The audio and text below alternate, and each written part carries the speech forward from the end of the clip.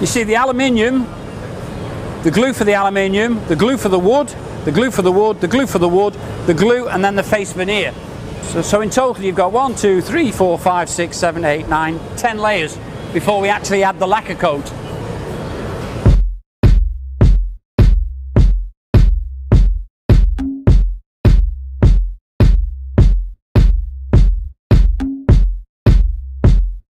This was a mark that created its reputation around the racetracks of Europe in the 1920s and 30s. So there was something of the sort of the boy's own attitude, the devil-may-care attitude about the people that drove them. The customer said to me many years ago that with certain cars then you show off your wealth, whereas with the Bentley you show off your taste. For this year we expect to build around 7,000 cars, which is, you know, in car making terms is a drop in the ocean. So if you translate that down, that's roughly around sort of 25, 30 cars a day.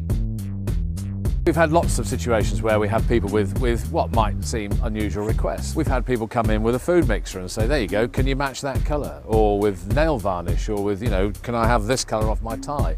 And the great thing is you can match any colour. Now most people don't want to have the hassle of doing that, whereas we set out to make that something we do routinely. It takes something like about 3 months from us putting the specification into the factory to the car popping off the end of the production line. One of the things that sets the Bentley factory apart from many automotive manufacturing facilities is this blend of ancient and modern, of craftsmanship and technology that we have here at Crewe. Some aspects of the car take longer than others to build. So for instance, the first thing we start making is the woodwork, because the wood content of the car takes longer than the rest of the car to build. This is a new batch of veneer that's just come in. As you can clearly see, each batch of veneer has its own barcode, so it's got its own identity. So we can select from the identity of that palette the suitable size veneers for that customer's requirements within the car. Obviously we use technology, as in with the lasers, to cut the veneers, etc., but that's basically a time scale. The key feature of selecting the veneers, jointing the veneers, is still done manually. You can't replicate that on a machine.